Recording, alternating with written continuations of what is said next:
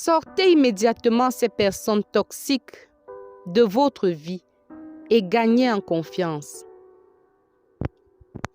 Contrairement à ce que certaines personnes pensent, une relation toxique n'est pas une relation qui a fait son temps.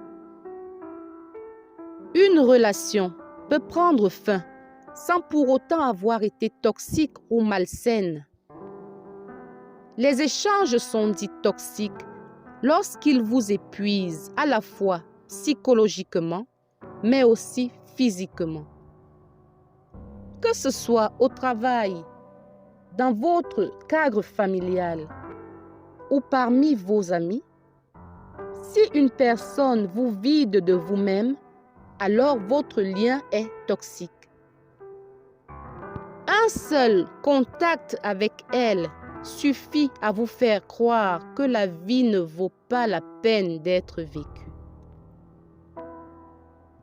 Bonjour les cigognes et bienvenue sur votre chaîne dédiée à l'épanouissement sous toutes ses formes. Ensemble, nous allons quelque part. N'hésitez pas à liker, à vous abonner ou à laisser un commentaire pour faire grandir cette chaîne de cœur. 1. Les personnes qui critiquent tout et tout le monde. Vous devez vous éloigner de cette catégorie de personnes ou du moins réduire au maximum vos contacts. En effet, les spécialistes de la critique sont incapables d'aimer qui que ce soit puisqu'ils ne s'aiment pas eux-mêmes. 1% de leurs paroles peuvent être positives, mais les 99% autres ne sont que plaintes, lamentations et critiques.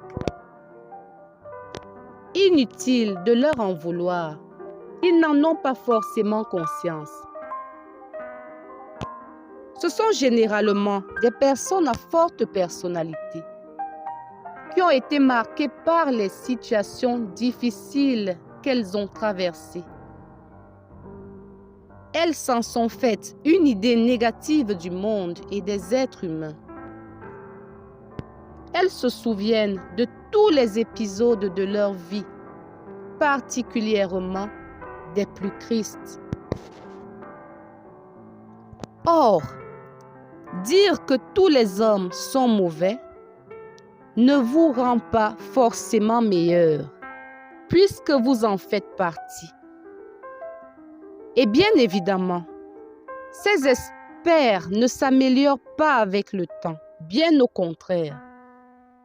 Ils deviennent davantage suspicieux, voire méchants. Ce sont des éternels rabat-joie. Ils sont également de très grands rancuniers. Leur grande mémoire est légendaire.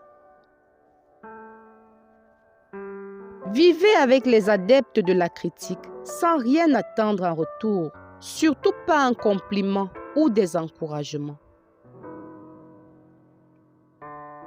2. Les personnes qui attendent tout des autres et même qu'on leur mâche leur nourriture. Ce sont des personnes parfois très ambitieuses, mais cette ambition doit être conduite par quelqu'un d'autre. Ces individus attendent votre soutien. Ils attendent un soutien financier, ils attendent un soutien moral, ils attendent un soutien affectif. Et ils font souvent du chantage si leur objectif n'est pas atteint. Ce sont des personnes égoïstes et très théâtrales, car elles orchestrent leur vie de telle sorte que vous ayez pitié d'elles. Elles vous feront souvent culpabiliser, tellement elles ont la larme facile. Ce type de personne fait souvent preuve de générosité. Mais attention, elle n'hésite pas, à la première occasion, à vous lister tout ce qu'elles ont déjà fait pour vous. Ceci arrive notamment lorsque vous n'avez pas satisfait à leurs attentes. Avec elles, vous vivez un stress permanent, car vous redoutez constamment leur prochaine mise en scène. Elles ramènent tout à elles. Ne vous entêtez pas à leur faire entendre raison. Elles opposeront toujours un argument à chacun de vos conseils ou à chacune de vos remarques.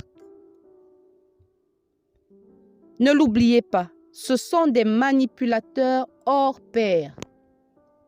Alors, si vous donnez la main et qu'on vous demande le bras, libérez-vous au plus vite d'une telle relation. 3. Les hypocrites ou les personnes qui vous disent ce que vous rêvez d'entendre. Ce sont des charmeurs et des beaux parleurs qui vous lisent seulement le discours que vous voulez entendre. Ces individus changent d'avis et de parole en fonction de ce qu'ils pensent que vous aimerez entendre. Ne leur faites pas de confidence. Cela pourrait être utilisé contre vous, car ils sont indiscrets. Jaloux à la base, ils éprouvent du ressentiment à l'égard des autres, auxquels ils se comparent sans cesse. Ils discutent ce palier avec les fauteurs de troubles. Ces derniers lancent des rumeurs, sèment la zizanie pour se sentir importants. En définitive, avoir pleinement confiance en soi est un boulot à plein temps. Car l'assurance en elle-même n'est pas innée. Elle se travaille. Vous n'avez pas besoin, en plus de cela, que l'on vous fasse régulièrement douter de vous. Ces personnes citées plus haut présentent souvent des troubles psychologiques nécessitant un suivi médical. À moins que vous ne soyez psychologue, ce rôle n'est pas le vôtre. Avec amour, Tina.